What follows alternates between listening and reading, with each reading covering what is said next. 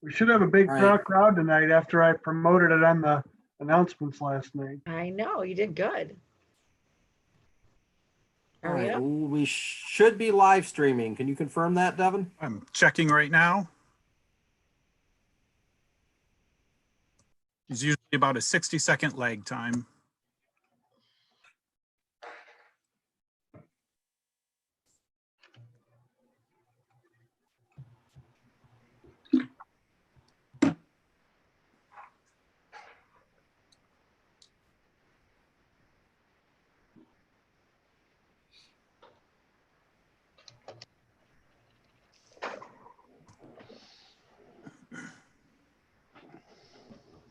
We are live streaming.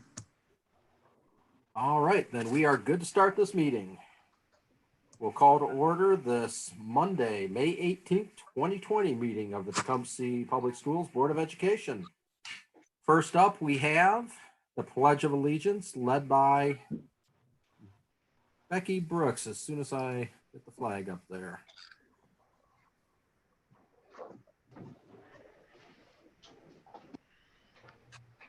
I pledge allegiance to the flag of the United States of America and to the republic for which it stands, one nation, under God, indivisible, with liberty and justice for all.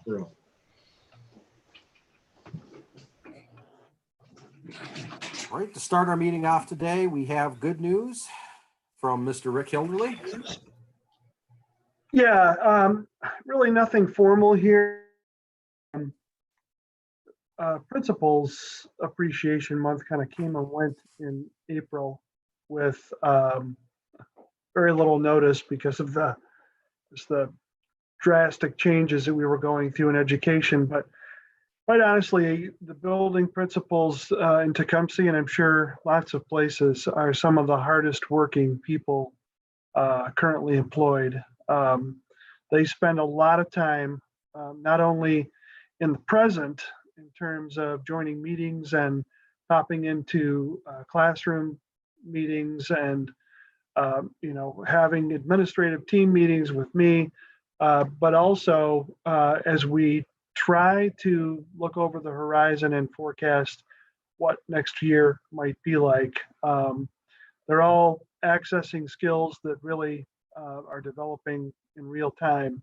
And I just wanted to take a moment publicly to share my thanks and appreciation for all of the work that they're doing and really not exactly knowing what the rules are. And we make things up as we go, and we clean up messes when we make them. And they're all putting a large amount of effort into making sure that our students are getting what they deserve and will get down the road the education that they have coming as well. So just a public recognition of the work that they're doing and will continue to do for the district. Thank you so much to the principals. I hope you're watching tonight.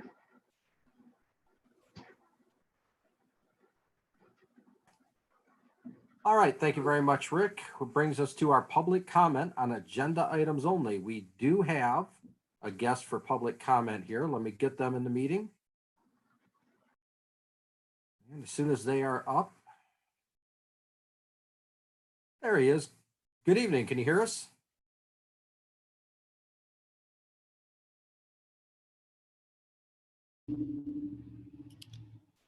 Good evening. Can you hear us? Yes. All right. Welcome to the public comment. The floor is yours. Go ahead and introduce yourselves, and I will let you have your public comment. Hello, my name is Scott Purdy. This is my wife, Kayla Purdy. I prepared a statement, so hopefully you can hear me throughout. I know that you have a vote coming up for the reconfiguration. I've been at a couple of these board meetings. I'd like to start by saying that I applaud the commitment that Mr. Hilderly has demonstrated, in which my family has been able to experience firsthand. And I'll try to be very direct with these statements. At the last board meeting, Mr. Simpson said he does not want the board to be perceived as wishy-washy if the reconfiguration is not carried out in the coming year. I have stated on record that a reference letter from a group of teachers does not support reconfiguration, certainly not within a 1-year time frame. MCL 15 Tag 342 Section 2 Subsection 2, a public officer or employee should not represent his or her personal opinion as that of the agency. Only 18% of the community surveyed supported the proposed configuration that was adopted by the board. As of the last board meeting, there wasn't even a consensus about the original cost and or financial benefits actually add up to be. The decision does not even need to be conducted until June 1st. President Johnson, on record, said there's no sense in doing anything incompletely. Last board meeting, Mr. Simpson said that he was concerned about ensuring the board maintains checks and balances in relation to the superintendent. The majority of this community does not want reconfiguration to even happen. Teacher quality is what will retain the students. Your teachers do not want reconfiguration to happen. I am truly interested in hearing how members of this board are going to vote, because it will show me who the priorities really concern. You have a second opportunity with this vote, and it is going to solidify where your priorities are.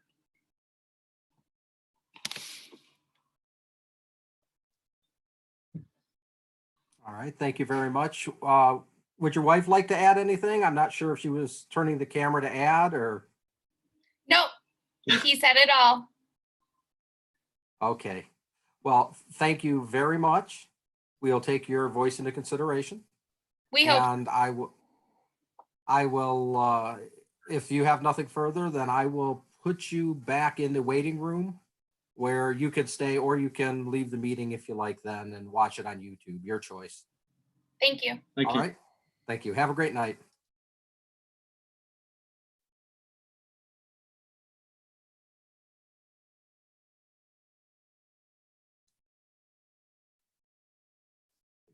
There we go. All right, that brings us to our board agenda. First up, revisions and approval of agenda. Are there any revisions? Or can I get a motion to approve the agenda as written, please?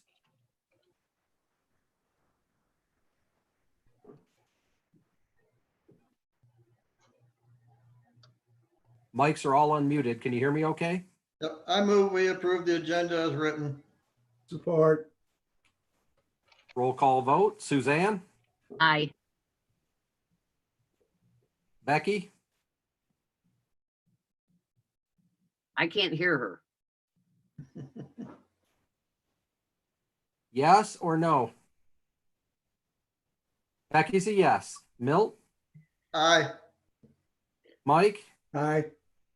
John? Aye. Tim? Aye.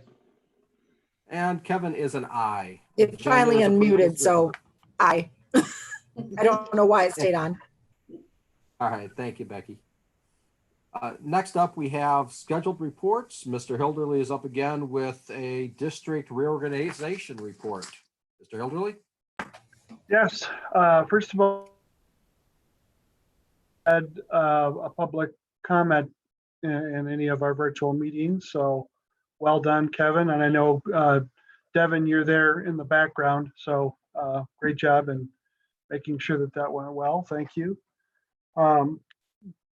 I provided a memo with my recommendation on the issue of reconfiguration, and I won't read it word for word, but there are some talking points in it that I want to stress in making this recommendation. First of all, the primary goals that I am trying to focus on currently and will be continuing to focus on moving forward through the next several weeks. So my recommendation is a partial implementation of the reconfiguration plan with these guiding principles. First of all, keep as many students in the last building they were familiar with as possible. I've heard this, and I believe that it's very important that when we are able to come back with face-to-face instruction at some point, and I believe that we will be able to do that at some point during the 2020 and 21 school year. When we do that, this plan assures that except for one group, that would be the current 8th graders who would naturally move to the high school, the rest of them would be staying in the building that they were most familiar with when the pandemic put us out of school last March. Next, focus the majority of our time and effort this summer on the training and preparation of teachers for distance learning with, of course, increased rigor, and the planning of new safety protocols in the event of a return to face-to-face instruction. That process is going to take an enormous amount of our time. Next, increasing the capacity of all families to engage in online instruction. Later, I will talk about a process that we are involved in now that is going to try to gather some information and provide an opportunity for members of our staff to help us plan what next year might look like. And some of the information we're going to need in detail is families who are not able to engage currently with online instruction. We need to find that out and we need to address it. We want to try to reduce anxiety in students while increasing their potential for success, regardless of what our instructional platform is. We want to develop sensible curriculum and delivery decisions in all of the areas. And we obviously need to consider the realities of a significantly reduced budget. And all the while promoting our unique readiness for virtual learning to all area families. Our virtual academy is well prepared to make offerings to maybe families who aren't choosing Tecumseh at this time. And we want to ramp up our promotion of those activities. I recommend the following items: that we would move 2nd grade to the ELCs as planned. The students would then roll up and remain in the building that they last attended. The current 8th grade students would move to Tecumseh High School, and the Herrick Park building would remain empty for the 2020 and 21 school year. The current 7th grade students would remain at West in the Patterson building for 8th grade. The staff would remain with them. Current 6th grade students would remain at Compass for 7th grade. The 7th grade program, the teachers would need to move to the Compass building, where they will eventually end up anyway. TPS administration will then have to revisit the staffing plan and make necessary adjustments. We had created a staffing plan based on the full move that we would have to take some time to look at where some of those moves could take place and where they wouldn't be able to take place at this time. Eventually, when students and teachers can return for in-person instruction, students will return to a place that's familiar with many familiar faces. It's critical that our efforts between now and when school does resume in whatever capacity, that we spend a lot of time in preparing teachers for whatever the landscape is in education. During our current continuity of learning plan, we addressed online instruction relatively lightly because of the parameters of the governor's orders. With increased rigor, with accountability, grading, tests, full attendance requirements, the online environment will look much different in the fall. And we need to spend time with staff to prepare them. The move would require us to also do that in an environment where staff members weren't entirely familiar with each other. This leaves staff members in their current relationships, current building leadership, grade level curriculum familiarity, and I believe that that gives them the strongest ability to be prepared and successful. We plan to make full reconfiguration the following year with the grade levels in the buildings that we eventually want them in. But at this time, my recommendation is to make consideration of the training needs of the staff and most especially the social emotional needs of our students.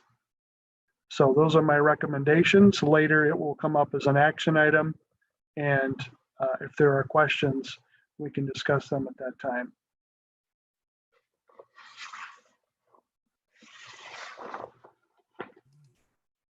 All right, thank you, Rick.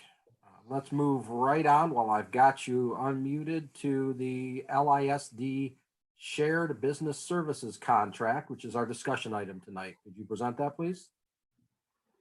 You have also in your packet the shared services cooperative agreement that I believe it's been in place going back to 2011 and has been rolled forward year after year. The board asked me to revisit that and give a recommendation. My recommendation for the board to consider is that those financial services be brought back within the organization and not contracted out. There have been minimal financial savings, but in terms of value to the district, having a staff member who is the finance and budget director is of far greater value to me and could potentially actually begin to find ways to save money. One of the things that we've talked about in the last couple of meetings have been the details of all of the contracts that we currently have with other vendors and different organizations. An in-house budget director will help us make sure that we're paying attention to those detailed contracts. The services that they provide aside from the budget director, the payroll and accounts payable services is something that we would have to create positions for within our district, but potentially at a savings to the district. So that's my recommendation for your consideration. If you haven't had a time to look over the current agreement under which we operate between now and next meeting, you can come up with any questions. Or if the board sees fit and you want to move on this quickly, you can decide to take action on it this evening.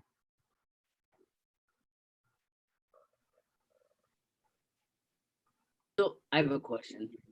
So your recommendation is to not renew that contract? That's correct. My recommendation is to not renew the services contract with the ISD, but to create a position within the district for budget and finance services, and including our own payroll combined with accounts payable. Okay. That the services provided for payroll from the ISD is also something that that I could go either way on if we wanted to contract for just that service. That's not as impactful on the internal organization, but the budget and finance director is. Do we have any numbers on what it's going to cost? And so Currently, forth? the contract is for about $250,000. I wouldn't project a large savings, but I wouldn't also want to go over that. If I remember correctly, the contract ends the end of June. June 30, yes. How long do you need to fill that position? I would expect that it's going to take several weeks. So going into July, we would have our budget set, but there may be a time when we would either have to extend the agreement for a few weeks until we had somebody on board, or, just try to struggle along without it. I would suggest that we not do that. We would just extend for a short period of time until we have a person on board. Thank you. So the quicker we make a decision, the quicker you can find someone. That's true. If a decision is made sooner, then I can, get the posting together and begin the search. But I don't want you to rush. Like I said, we can, if we overlap the financial years, we can retain the services for a short period of time. Well, we used to have Tom Emery, and he was our finance guy, and I mean it was always in house for years. I'm not sure what happened and why it went out of house, but I do like the idea of coming back into house. I think that in 2010 or 11, it was considered to be a savings to the district. And it may have been, I don't know. I'm not sure what the finances were like at that time. But at this time, it's my recommendation that there's more advantages for that person to be our employee.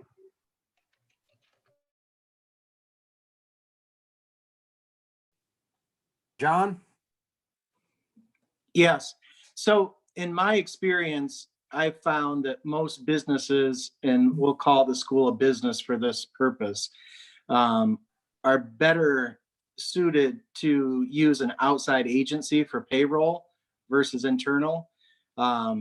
If we did decide to make this change, my recommendation would be to use a third-party payroll service. And the quicker that we do that, the better. Most payroll services like to change at quarter end. So we would want to be able to have that third-party vendor up and running by July 1st, so they could start the new quarter fresh. All right, I'd like to take a, I think that the ISD would continue that service for us if you chose. as And an how à much, la carte item. how much You're do they saying the charge payroll us? alone? How much does the payroll? The What's the number, Tim, payroll? I'd have to grab that from them. I'm not sure how that, the 250,000 pieces out to each of the portions, because they have an FTE amount of what each person does and how many hours. I think we need to probably know those numbers before we can I agree. make a decision on any of this. So, I mean, I want to see it in-house too. I definitely want to know what it's going to cost too, so before we vote on anything. So, and what we're going to pay these new people, and what they're going to cost. So we can have at least a comparison. So. Okay, Rick, you can, there's John. Rick, you can get those numbers out to the board members between now and the next meeting, so everyone has a good chance to look over it, correct? Well, yes. All right, John? Yeah, I just wanted to say again, if we could all stay muted and raise our hands to talk, because there's a lot of overlapping right now. The other thing that I was going to say is, yes, we could continue that service with them. But again, we would want to keep that service with them until the end of the second quarter or the third quarter at that point, and make that change at the end of the third quarter. So just something to think about. Payroll services typically want to make that change at quarter end. All right, I will mute everyone here. I was waiting till we got to discussion and started stumbling over each other, which we've started doing. So as we move on through the discussion items, I certainly will keep everybody muted, and we'll go back to the raise hand or wave, one of the two. Suzanne, you have your hand up? So John, you're talking about companies like Paycom and stuff like that, right? All they do is payroll? Okay, that's what I thought. That's all I got. All right, I'm going to unmute everybody for our action items. We have first up, action items are the board policies, the 1,000, 2,000, and 8450 as reissued. Could I get a motion on those items, please? I make a Hereby- motion. Go ahead. I make a motion, because the 8450 hasn't been revised yet, hasn't been reissued on the board docs. It was in my board packet. I haven't seen it. They aren't published on the website until the board approves them. Right, under board docs where we're doing the review, correct? It's under review, not posted as policy yet. Right, yep. Has it been revised on board docs, or is it still as written at last meeting? Still written as last meeting for review. Policies for board review 8420 is still the same as it was before. This is 8450, if that No, makes. I'm sorry, 8450, I'm sorry. All right, well, if someone would like to make a motion, we can approve the 1,000 and 2,000, and if there's questions about 8450 needing revisions, they may exclude that from approval.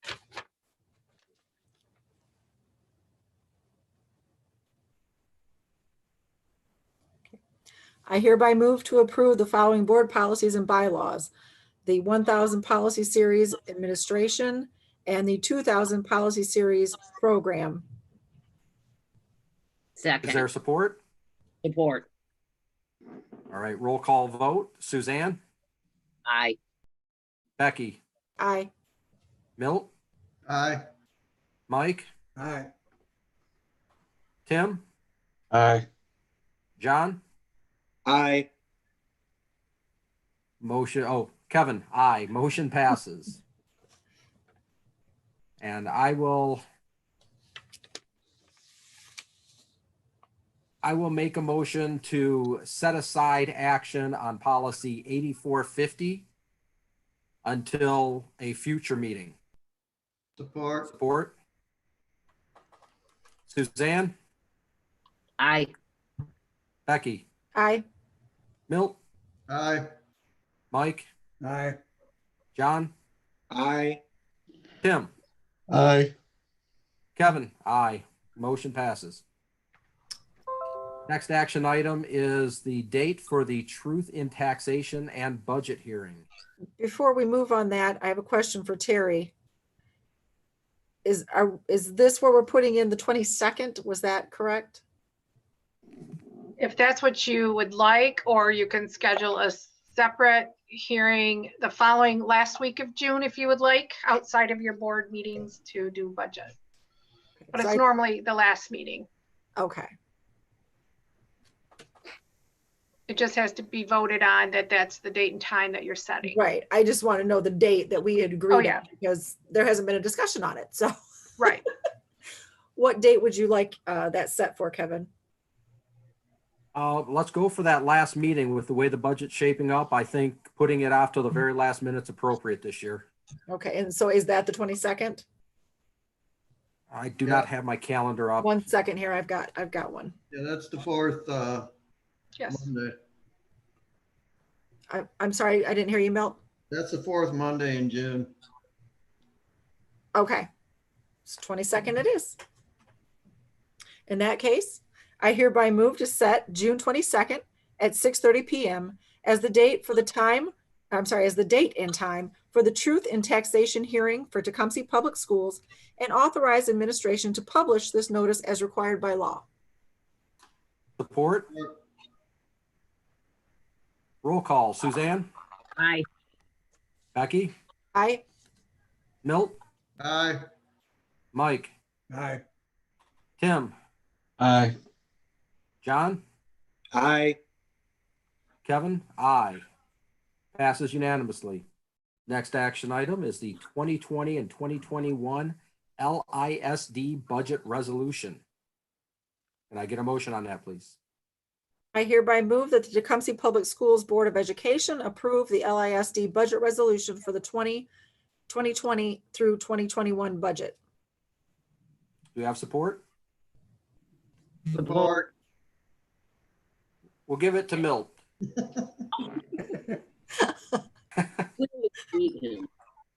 Roll call. Suzanne, Aye.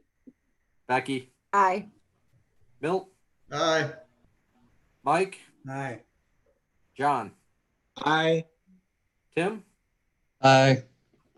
Kevin. Aye. Passes unanimously. Next up is our last action item, the district reconfiguration, our amended timeline as presented by Mr. Hilderly tonight. Could I get a motion on that, please? I hereby move to approve the recommendation of Rick Hilderly regarding the configuration of the district for the 2020 through 2021 school year as follows. Move the second grade program to the ELC buildings. Current 8th grade students move to the high school. Close East STEAM Center building for the 2020-21 school year. Current 7th grade students will remain at West for the 8th grade with staff remaining. Current 6th grade students remain in Compass building for 7th grade. Staff will relocate for 2020-2021. Support. Is there support? Discussion? Yeah. We gotta raise our hand, right? Let me raise my hand. The mic's open. Go ahead, Tim. If Oh, we okay, I start didn't talking know. on one another, we're right. going to move to that if we start talking over one another. All right. Well, I mean, right now, we don't even know what this is gonna cost us. We don't know what our budget's gonna look like. I mean, we're talking, we could hit 1.7 million hit this year. You're saying, Rick, that the state's telling us from information you sent us, and maybe another 1.7 next year. And so I know that we are overstaffed in the STEAM centers. When you look at just just your core teachers to student ratio in the STEAM centers, you're anywhere from 20 to 22 students per teacher. And if we're really going to take this big of a cut, we've got to make some serious cuts. We can't be that overstaffed. And just moving the 7th grade over to Compass, we're still going to be overstaffed. Patterson's going to be overstaffed where the 8th grade is going to be. I mean, when you add up how many full-time teachers we have in those, full-time gym teachers in each building, music being co-taught. I think we need to have some special budget meetings, just like the city does, and really dive into this budget and have it open to the public on what's going on with the budget. Because I'll be honest with you, I hear that we're not going to get this funding, but I don't know where all our money's going. The financials we get they don't really break it out real well for us. But I think before we vote on this, that we need to have some budget meetings and actually know, all right, these teachers are going to be, in this segment, and these teachers in this segment. So we know what the cost is and what we can cut and what we can't. I mean, I got I asked for the busing contract, and right in the contract, it says they're not supposed to bill us if they don't give us any service. And they haven't been giving us any service except delivering the lunches. So I'd expect to be billed for that. But that's a lot of money, and we need to be looking at these things. And I agree, Rick, we need a business manager in here, a finance director that can be looking at all these things. But if we're going to be taking a $1.7 million hit this year and a $1.7 million hit next year, I think as a board, we need to come together and have some budget meetings and actually go through it and make some tough decisions on what we need to do. Because we're going to be sitting in the hot seat for it. Rick's going to be sitting in the hot seat. We're all going to be sitting in the hot seat, and the teachers are going to want raises. And if we're not making hard cuts, they're going to look at us and say, why aren't you making these cuts? So I think we need to have some budget meetings before we can make this decision on what actually goes on, because, actually moving everybody, it probably will save us more money than what we're projecting in cost. So I think we need to look at all those things instead of just making a vote here that we don't have all the information. And that's that's how I feel about it. So I'm a no vote because of that. I don't have enough information to make a good vote on this. And so I'm definitely a no vote. And I would like to see, I would like to see us have some budget meetings as a board, special budget meetings so we can sit down and figure this out, because this is a lot of money, $3.4 million like that. So gone. And we've got to make some serious cuts. Probably gonna have to bring pay to play back if we have sports next year. If we have sports, if we have school, in school. Yeah, there's a lot of questions that we have, but we have to have some sort of plan. We just can't sit there and wait because there's so much happening and not happening in Lansing, but we at least have to have a plan as to where we're going. And I support making these changes right now. And the superintendent can adjust and bring us the information as we go along. I mean, we don't even know when school's going to start, if we're going to, how many students we're going to have, how much money we're going to have. Is Lansing going to start dictating how our classrooms are sized or how our busing is handled? But I think we have to have a plan starting. Well, and that's why I'm John? saying that's Hang on a what my- second, Tim. Yep. Hold on. John was up next. I've got a list going in our chat of the order people put their hands up in. So let's go through that. And after we come back around, can you see that, Tim? The chat list? No. No. I'll just put my hand up. You tell me when I'm up. All right, John, you're up. So we probably do need to have some budget meetings, but you can't start working on a budget without having your decisions made on the building reconfiguration, because that's the first piece. If you don't know where your kids are going to be, where your teachers are going to be, and where you need to bus kids, there's no point in having a budget meeting. You're missing the point on this one. The second piece of it is, I heard a lot of people last week saying that they wanted to do what's best for the kids. And what's best for the kids is to keep them in their current situation, their current school with familiar faces, and disrupt their lives the least amount as possible. The other piece of this is it's the least intrusive thing that we can do right now, other than not do anything, which I don't think is best for anyone. So I support Rick's changes here. I think it's best for everyone. I think it definitely helps the budget, but the bigger thing is it helps the kids stay in a familiar place, and it also helps the teachers with having a less intrusive move. So I definitely support this change that Rick made. Thank you, John. Milt, you were next. Okay. I agree with John. I think we need to go with Rick's recommendation. They're the best, they're least intrusive. But I agree with Tim that we should have some budget meetings, but those budget meetings to me need to be led by Rick and his staff to tell us what he believes we should be going through and where the cuts need to happen. Thank you, Milt. Becky, you're up.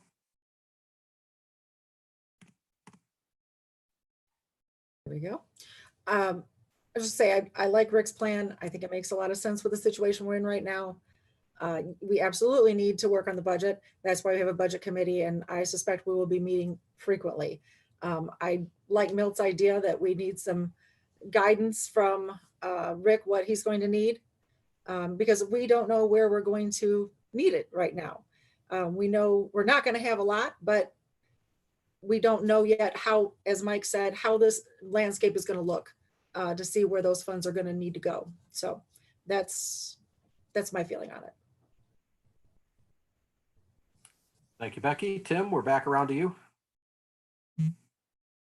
Well, like I said, I'd like a lot more detail in it on what the costs are. So I'm definitely a no vote. I mean, if we're really doing what's best for these students, we wouldn't be offering pre-algebra in 9th grade next year. And so that's happening next year. There's pre-algebra in the high school. I don't even know when that's ever happened before. But I think, you don't make a budget you don't make a plan first, then make a budget. You make a budget first, then you make a plan off of that budget. Especially when you've got to cut a lot of cost. So that's how you run the business. So that's my take on it. I can't vote for something where I don't know what the costs are going to be. So like I said, I'm a no vote. So. All right, thank you. We're back to John. Again, I've worked on quite a few budgets in my lifetime, and you have to understand the roadmap before you can start your budget. So without knowing where everybody's going to be, it's impossible to do a budget unless you're going to try to do 3 or 4 different budgets based on, where you're going to have things. But that doesn't make sense either. We've got so much stuff going on right now that we really have to give Rick as much quality time to work on the things that are important and not have him chase his tail. Trying to come up with 3 or 4 different budgets or even 2 different budgets, I think is a waste of Rick's time and energy and resources. So I think we make a decision and move on with that, because there's going to be so many things there's so many balls in the air right now that Rick's going to have to juggle, that adding something to it makes no sense to me. And that's it. All right, thank you. Becky, we're back to you. Kevin, I was just going to call to move the question. All right, I will unmute all. We have a motion to move the question. Is there support? Support. All right, roll call vote for the question. This is not the vote for the reconfiguration. This is a vote whether to end debate and immediately vote on the reconfiguration. So, Suzanne. Wait, what am I voting on? Right now Becky has called the question. We are voting on whether or not to end debate and then take the vote on the reconfiguration. Okay. That is what we are voting on. So if you want to end debate and take the vote on reconfiguration, you would vote yes now. If you don't, you would vote no now. Aye. Okay. Becky? Aye. Milt? Aye.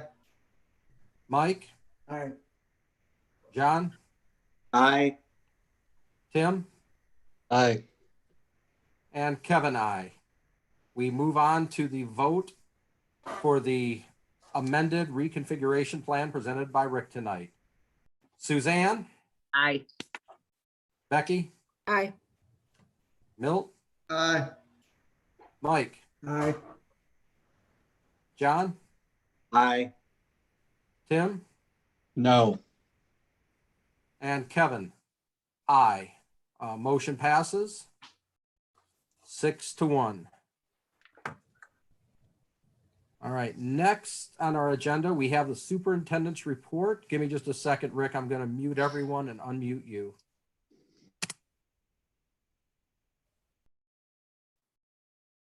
All right, Rick, you're up. All right, thank you. There are a couple of bullet points on your agenda and a few more that I'll add in. First of all, President Johnson asked for some information about GASB 84, which GASB is an acronym, GASB. It stands for Governmental Accounting Standards Board. And 84 refers to a statement that came out in 2018 about governmental accounting standards. And because schools are essentially governmental agencies, then aspects of that statement have to do with schools. In this case, it has specifically to do with what have always been referred to as activity accounts. And those activity accounts can include PTO, special fundraisers, sports teams and their activity accounts, all of those things. For years, those accounts stood outside of the district's general fund and were not part of the yearly audit. The GASB 84 statement and ruling says that now those funds must be part of either the general fund or a special fund under the guidance of the school district. So essentially, all of the money that comes and goes throughout the district has to be audited the same way. So it requires training, and Kevin has asked about training not only for the administration, but for the board. There are two groups that we work with quite closely, and one that we're a member of, one that we retain. The Michigan Association of School Boards has a training platform for GASB 84, as does Troon, our school law firm. So either of those would be adequate for bringing information to the board, and also making sure that the administration is up to date on those accounting practices. And I'll be happy to bring forward either one of those at any time. It's been in place since September of last year, so we're relatively familiar with it, but certainly making board members more formally aware of it would be very appropriate. Next is child care program. We've made a statement that the child care program is down for the summer. However, there are some circumstances coming up in August where we may have some flexibility to provide child care for frontline workers. We will explore that as we get closer to that time. But Joanne Leip has advised me that they would be interested in being a part of that, but we don't know just exactly how that would work. I have said, and I'm throwing a blanket statement out there, that we're not doing the child care program this summer, but there is some circumstances under which we could provide those services. So I just want to advise the board that you may hear more about this later on. This item actually could have come up under good news, but I want to advise the board and anybody watching. The local radio station WLEN has offered 15 minutes of airtime free to each district to have graduation speeches. And we are in the process of recording those. I did my recording today. Mr. Mills has an introductory statement, and then we have our class president, our valedictorian and salutatorian, who are all speaking. And then I have a couple of minutes of closing comments in that 15-minute window. They don't know exactly when that's going to air, but we will be promoting it to the district, and I'll inform the board members when they have their schedule out there. All of the districts in Lenawee County are being given a specific time to listen. So that was a very nice, I think, community outreach thing that WLEN did for the county. I want to announce that our distance learning action team is being put together this week. We met administratively today. Jacob Anastasov has done a nice job in coordinating that effort. We're going to enlist the help of staff members to design what school might look like. I think it's most assuredly going to involve some version of online instruction. And we've learned a lot about things that have gone well through this continuity of learning plan. And we've learned things that we would like to do differently, certain ways that we want to organize our materials, and then also the gaps in training that everybody is going to have to fill. So we will have another meeting tomorrow to complete that organization process. And then we're calling this week 0 as we get ourselves prepared. And then we'll start those meetings next week with staff broken down into different categories. Once we have that process organized, I'll share that information with board members. And then I mentioned the Building Futures Committee last week. I didn't have the specific date. June 2nd is the first date of the Building Futures Committee. It's followed very closely after that with another meeting on June 9th. We know right now that the June 2nd meeting will be a virtual meeting. It's introductory and gives people an overview of what the task of the group will be. So I think that holds pretty well in the virtual environment. And then we will make decisions about how we might approach an in-person meeting in ways that we could distance people in a large space. So moving forward with it right now, and we'll see how it goes meeting by meeting. I think that's it for my report. Thank you.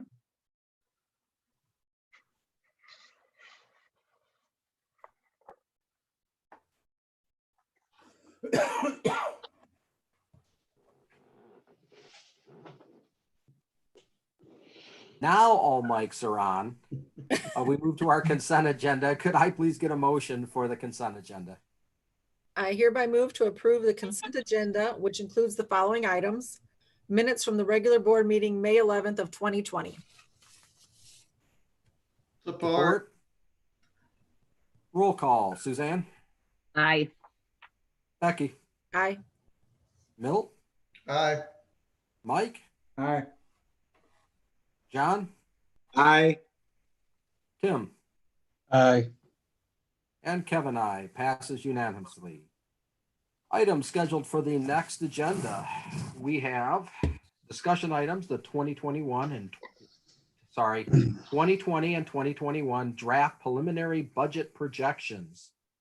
The math department report. Action items include the food service contract extension for next school year. And that brings us to our public comment section. We had no registrants for the closing public comment section. Brings us to board member comments and discussion. Are there any board member comments or discussion? John? Are we gonna have the shared business contract next board meeting or no? I think we should. Right now, it is not on the preliminary, just the draft of the budget projections. We can certainly add it to it. I think it'd be a Terry? good idea. Yeah. Okay, Yes. did you write that down, Terry? I did, and we'll get you that budget information, Rick, and then we can have it on for. We have action. a 3-week gap this time You're between, right. so plenty of time to get you the information.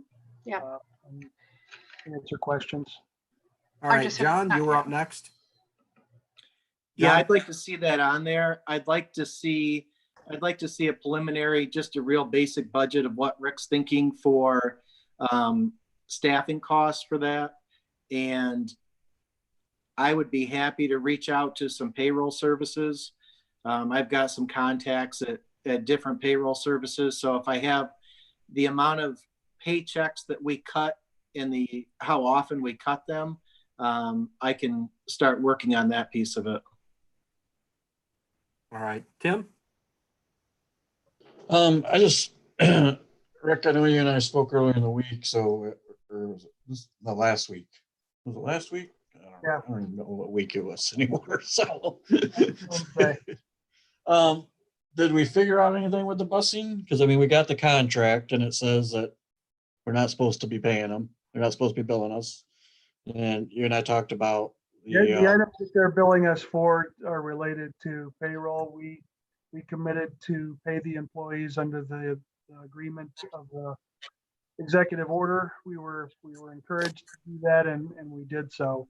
We haven't been billed for athletic trips and runs that wouldn't have taken place. The drivers were each given an average of their weekly income, and that's what the district was billed for. If there's more detail, and also that would include part of the director's salary as well. General maintenance on the buses has continued. They've done some recall seating updates and things like that. So I can certainly get an itemization of what it is that we've been billed for, so that we're sure that we haven't gone past any of those things. And then what about the other contractors that we have and so forth? Have you made a decision on that, or? In terms of making any layoffs? Right. No, we have food service, and then we have a list of a variety of other employees, some of whom are ours and some who are not, with just a couple of weeks, 3 weeks left in the payroll year. I haven't made any other recommendations. Again, the guidelines of the executive order were to pay your employees, and that's what we've committed to. Well, there was a Q&A right after she issued that executive order, said you didn't have to pay contract employees, so. So it was next day or two after that, because there's a lot of questions about that, so. Right. Most districts have chosen to follow through with their contract payments. John?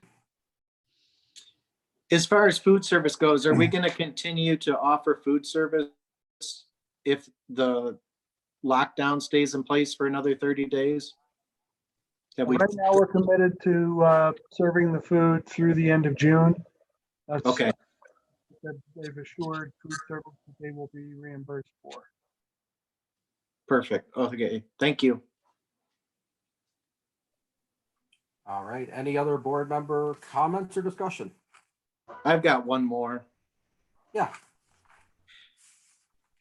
One of the things that's happened throughout this pandemic is we've seen, a lot of employers, small businesses, employees, things like that have had opportunities to remain fairly whole. Small businesses have had the PPP loans, employees and workers have had unemployment. And as Tim mentioned before, and I agree with, there's a lot of people on unemployment right now who are making more money than they would have not working. So I'm really struggling with the fact that the state is going to be cutting our funding, because it seems like everyone else is, at least I know everyone's not whole, but the opportunity to remain close to whole is available to the people that want to take advantage of it. And I don't understand why the state is choosing to punish the schools while everyone else isn't. So I think we really need to reach out to our representatives, and we need to get the public involved, and we really need to make our voices heard as a community and as a state, to the representatives in Michigan that make these decisions, to know that, this isn't acceptable. We cannot be cutting our school funding and our school programs to our kids while everyone else is having opportunities to, remain somewhat whole. So I think we need to do something about that if we can, to get our voices heard. Absolutely. I agree with you, John. I mean, if anything, we need to also maybe get together as a board and put a letter together to our representatives and to the governor, who promised more money to the schools. He's taken more away, not to mention taking money out of the current year budget that's already been spent. Right. The other thing that we really need to get out into the public is the bond issue that we talked about before. This is an opportunity for the community to come together and, help the schools when we're going to desperately need it. And it's still going to lower their property taxes.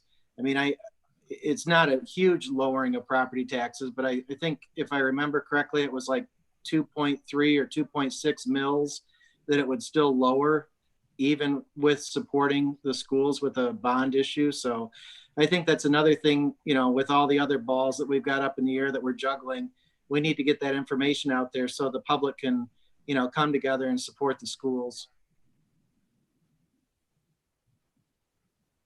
All right. Thank you very much. Last call for board member comments and discussion. All right. We are at our adjournment. Could I get a motion to adjourn, please? So moved. Support. Support. All in favor, say aye. Aye. Thank you all. Have a great night. Good night. Night. Thanks, everyone.